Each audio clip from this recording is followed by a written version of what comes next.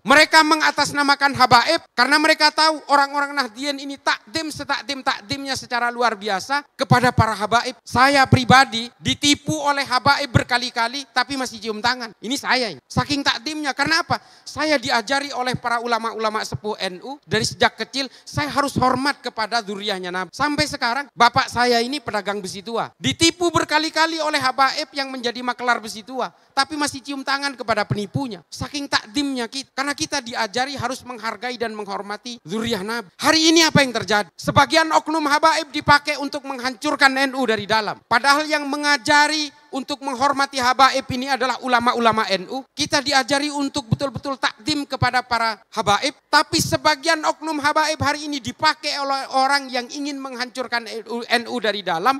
Lalu menghina ulama-ulama NU. Menghina Gus Dur, dibuta-butakan dan sebagainya. Karena mereka tahu salah satu kelemahan NU adalah para habaib. Dan hari ini kita betul-betul dibius oleh oknum-oknum yang mengatasnamakan habaib. Tapi menggerus orang NU satu persatu.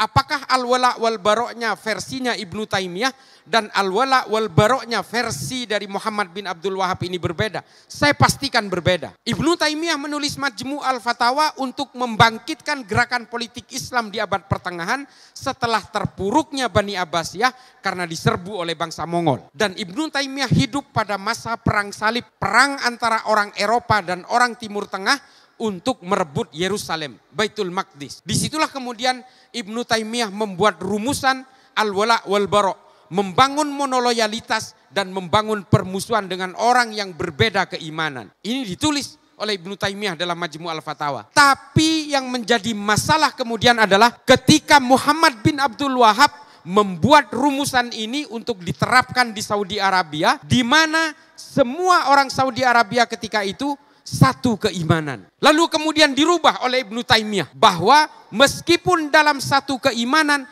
kita harus bermusuhan meskipun dalam perbedaan orientasi politik. Dimodifikasi sedikit oleh Muhammad bin Abdul Wahab. Konsep al-wala wal bara yang pada masa Ibnu Taimiyah permusuhan itu diwujudkan dalam perbedaan keimanan oleh Muhammad bin Abdul Wahab, permusuhan itu juga harus dibangun meskipun dalam satu keimanan tapi berbeda orientasi politik. Mengapa dimodifikasi sedemikian rupa?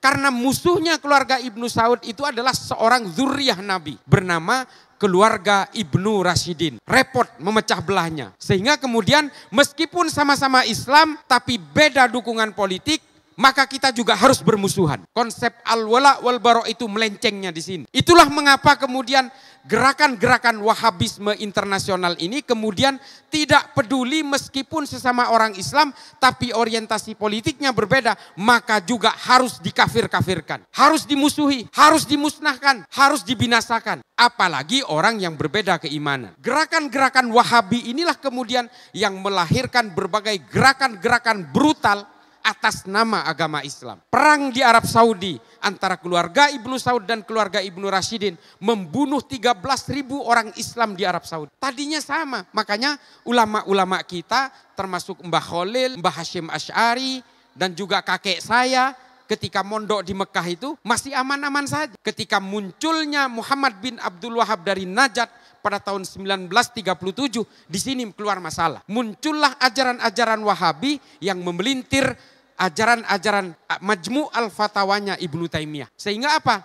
Mereka mengharamkan maulidan, mereka mengharamkan ziarah kubur, mereka mengharamkan tahlilan, mereka mengharamkan haul, mengharamkan musik dan berbagai ajaran-ajaran yang kita dengar hari ini dari kelompok-kelompok Salafi Wahabi. Mengapa mereka mengharamkan maulidan? Saya mau tanya, ada yang tahu alasannya? Alasannya kan cuma bid'ah. Padahal tujuan aslinya adalah supaya orang Saudi ketika itu tidak punya idola lain selain keluarga Ibnu Saud. Mereka berusaha memutus mitos politik, mitos budaya, dan juga mitos-mitos ajaran dari orang-orang sebelumnya. Jadi kalau hari ini mereka mengatakan ajaran mereka berdasarkan berbagai ajaran salafus soleh, ini sebenarnya salafus solehnya mereka. Dan mereka mengapa mengharamkan ziarah kubur? Karena mereka maunya orang Saudi betul-betul putus dengan berbagai kelompok-kelompok masa lalunya. Mengapa mereka mengharamkan tawassul kepada para wali dan para ulama? Karena mereka tidak mau ada ajaran-ajaran yang ngerecokin ajaran mereka. Mereka ingin memutus tali psikologis antara orang Saudi dengan para ulama dan juga para wali.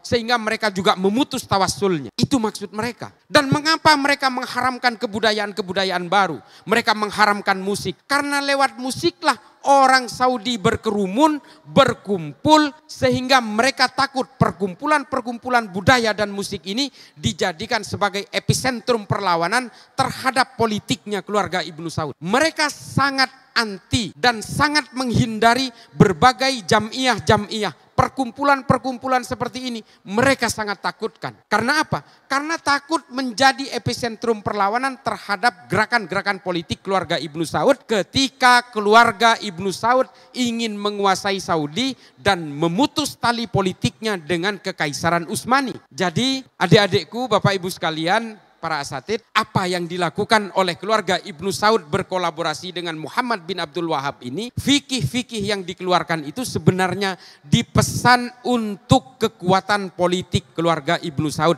Sama dengan Soeharto ketika Soeharto berkuasa di sini. Sama. Ketika ada perlawanan dari masyarakat, Soeharto membuat undang-undang. Membuat undang-undang subversif, Otsus, Kopkamtib dan sebagainya. Sama, karena ingin menghantam kekuatan-kekuatan politik yang menjadi ancaman bagi kekuatan Pak Harto ketika itu. Kan semuanya sama sebenarnya. Cuma Pak Harto bedanya adalah membuat aturan-aturan atas nama negara, tapi Muhammad bin Abdul Wahab demi kekuatan politiknya Ibnu Saud membuat aturan-aturan atas nama agama. Ini beda. Ini dalam rangka untuk mengglorifikasi kekuatan politiknya keluarga Ibnu Saud. Nah, kemudian ajaran-ajaran ini diekspor paksa ke kita hari ini yang suasananya berbeda, kulturnya berbeda, sistem politiknya berbeda, klimatologinya berbeda, geografinya berbeda, demografinya berbeda. Lalu kemudian terjadilah benturan-benturan di tengah masyarakat hari ini. Orang yang berbeda dengan mereka dihakimi, dikafirkan dan dianggap sebagai orang jahiliyah yang suatu saat kelak kalau mereka menolak untuk sama dengan mereka, maka mereka adalah orang-orang yang halal darahnya untuk ditumpahkan. Hari ini boleh mereka berkata, orang-orang salafi hari ini boleh mereka berkata bahwa aksi bom bunuh diri misalnya diharamkan, demonstrasi diharamkan, menghina pemimpin diharamkan, tapi setelah orang masuk kepada kelompok mereka, mereka akan dibangun dengan pemisahan-pemisahan. Karena mereka merasa ajarannya adalah yang paling orisinil, mereka akan menganggap orang yang berbeda adalah orang yang tercemar. Kita kemudian dituduh sebagai ahlul bid'ah, sebagai ahli neraka dan sebagainya. Ini adalah konsep al-wala wal bara' yang kemudian diselewengkan oleh orang-orang Wahabi. Wahabi kemudian menjadi persoalan hari ini. Saya sering mengatakan di dalam berbagai media sosial, saya memastikan 99,9% teroris yang ditangkap oleh Pak Ami ini adalah berpaham Salafi Wahabi, saya pastikan. Saya punya datanya. Kalau ada yang membantah ini, silahkan daftar ke saya pertemukan langsung dengan terorisnya. Sama fikihnya, sama pemahamannya. Mengharamkan musik, iya. Mengharamkan tahlil, iya. Membenci orang yang berbeda, iya. Cuma ulama-ulama, ustadz-ustadz hari ini Salafi Wahabi yang seolah-olah sejuk, ini adalah pintu pembuka produk akhirnya teroris-teroris yang ditangkap oleh Pak Ami dari Densus 88. Ada proses kesadaran kognitif yang mereka bangun sehingga akhirnya mereka membenci siapapun yang berbeda. Bukan hanya yang berbeda keimanan, tapi bahkan yang satu keimanan tapi dianggap berbeda tafsir dengan mereka, mereka akan kafirkan pada akhirnya. Dan Arab Saudi hari ini menyadari itu semua. Bahwa kalau mereka masih mengadopsi dengan ajaran ini, negara saya akan terus terlibat dalam berbagai aksi kekerasan. Dan kemudian negara saya akan betul-betul mundur peradabannya. Makanya kemudian hari ini Arab Saudi mengubah pelan-pelan berbagai aturan agama versinya Muhammad bin Abdul Wahab. Hijab tidak lagi wajib di Arab Saudi. Saya pertegas ini karena banyak sekali dari kalangan fatayat dan muslimah. Di Saudi hari ini tidak diwajibkan memakai hijab. Dan perempuan Saudi kalau mau keluar negeri tidak harus dengan mahramnya. Perempuan di Saudi hari ini boleh nyetir kendaraan. Perempuan di Saudi hari ini boleh bekerja dan menjadi supir Grab. Muhammad bin Salman kemudian diwawancarai oleh Frontline, bisa disimak di YouTube. Dia mengatakan, saya tidak mengubah ajaran agama, saya mengubah tafsir-tafsir agama. Pada akhirnya mereka sadar bahwa kita semua ini hidup dengan tafsir-tafsir agama. Tidak boleh mengklaim kebenaran dan kemudian seolah-olah orang lain yang berbeda dengan dia pasti salah. Mereka menyadari itu. Padahal Nahdlatul Ulama sejak dulu ya begini ini. Kan yang getol selama ini mengajak untuk kembali kepada Quran dan Sunnah itu kan mereka. Karena mereka pernah meninggalkan Quran dan Sunnah. Kita tidak pernah meninggalkan Quran dan Sunnah. Jadi nggak usah ngajak-ngajak, kita sudah ada di situ dari sejak. Dan kita tidak pernah gelisah oleh keimanan orang lain. Kita tidak pernah gelisah oleh berbagai tafsir-tafsir. Kalau kita hari ini gelisah dengan Wahabi, karena Wahabi berusaha memecah belah dan menggerus dari kalangan Nahdlatul Ulama, di mana Nahdlatul Ulama ini adalah menjadi tumpuan utama dari negara ini. Kalau Nahdlatul Ulama ini tumbang, Pancasila saya jamin akan tumbang. Percayalah. Dan kalau Nahdlatul Ulama tumbang, organisasi-organisasi keagamaan lain juga akan ikut tumbang dan kemudian digerogoti oleh mereka satu persatu. Lalu kemudian kita semua akan terlibat dalam konflik-konflik yang tidak berkesudahan. Sama seperti Suriah, sama seperti Somalia, sama seperti Nigeria, sama seperti negara-negara yang hari ini berkonflik karena atas nama agama. Di YouTube saya sering diserang, kenapa sih kok nggak ada habis-habisnya pengetahuannya hanya soal Somalia? Karena saya sudah ke sana. Mengapa sih kok nggak ada habis-habisnya ilmunya hanya soal Nigeria? Karena saya sudah ke sana. Orang-orang seperti kita inilah yang kemudian digerus satu persatu, kemudian direkrut oleh mereka, sehingga apa? Mereka hari ini tidak lepas dari perang. Kalau hari ini mereka menyasar teman-teman dari kalangan Nahdien untuk berusaha direkrut oleh mereka, karena mereka ingin memecah belah di antara tengah-tengah kita. Supaya apa? Supaya mereka bisa menguasai negara ini. Mereka mengatasnamakan habaib karena mereka tahu orang-orang Nahdien ini takdim-takdimnya secara luar biasa kepada para habaib. Saya pribadi ditipu oleh habaib berkali-kali tapi masih cium tangan. Ini saya, saking takdimnya. Karena apa? Saya diajari oleh para ulama-ulama sepuh NU. Dari sejak kecil, saya harus hormat kepada zuriyahnya Nabi. Sampai sekarang, bapak saya ini pedagang besi tua. Ditipu berkali-kali oleh habaib yang menjadi makelar besi tua. Tapi masih cium tangan kepada penipunya. Saking takdimnya kita. Karena kita diajari harus menghargai dan menghormati zuriyah Nabi. Hari ini apa yang terjadi? Sebagian oknum habaib dipakai untuk menghancurkan NU dari dalam. Padahal yang mengajari untuk menghormati habaib ini adalah ulama-ulama NU. Kita diajari untuk betul-betul takdim kepada para habaib. Tapi sebagian oknum habaib hari ini dipakai oleh orang yang ingin menghancurkan NU dari dalam.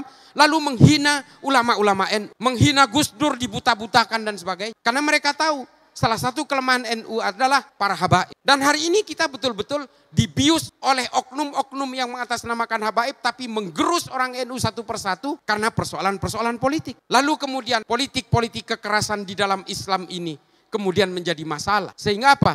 Kesannya Islam itu identik dengan kekerasan. Melahirkan Al-Qaeda, melahirkan ISIS, melahirkan Ayman Al-Zawahiri, melahirkan Osama bin Laden, melahirkan Abu Bakar Ba'asyir, melahirkan Oman Abdurrahman. Ini yang dilahirkan oleh umat Islam hari ini. Melahirkan Muhammad Seyhu, ketuanya Boko Haram. Ini yang dilahirkan oleh kita. Kita tidak lagi melahirkan Ibnu Sina, Al-Kindi, Al-Farabi, Ibnu Rus, Imam Ghazali, Jalaluddin Rumi. Tidak melahirkan Ibnu Khaldun berikutnya. Kita tidak lagi melahirkan ilmuwan-ilmuwan. Kita tidak lagi melahirkan Al-Muqaddimah, Tahafud, Al-Falasifah, Ihya Ulumuddin, Tahafud, At-Tahafud. Kita tidak lagi melahirkan Al-Mujalasa wa Jahirul Ilmi. Kita tidak lagi melahirkan Irsyadul Ibad. Yang kita lahirkan hari ini. Yang kita lahirkan hari ini apa? Ma'alim fil Thoriq, Al-Wala wal Bara, versinya Wahabi. Yang kita lahirkan hari ini Idarat At-Tawahhush. Yang kita lahirkan hari ini Jahiliyatul Qarnil Isrin. Yang ditulis oleh para ideolog-ideolog yang ingin membawa paksa Islam kepada kepentingan-kepentingan politik berbasis kekerasan. Ini yang kita kenal hari ini. Dan kita hari ini yang kita kenal adalah apa? Gerakan-gerakan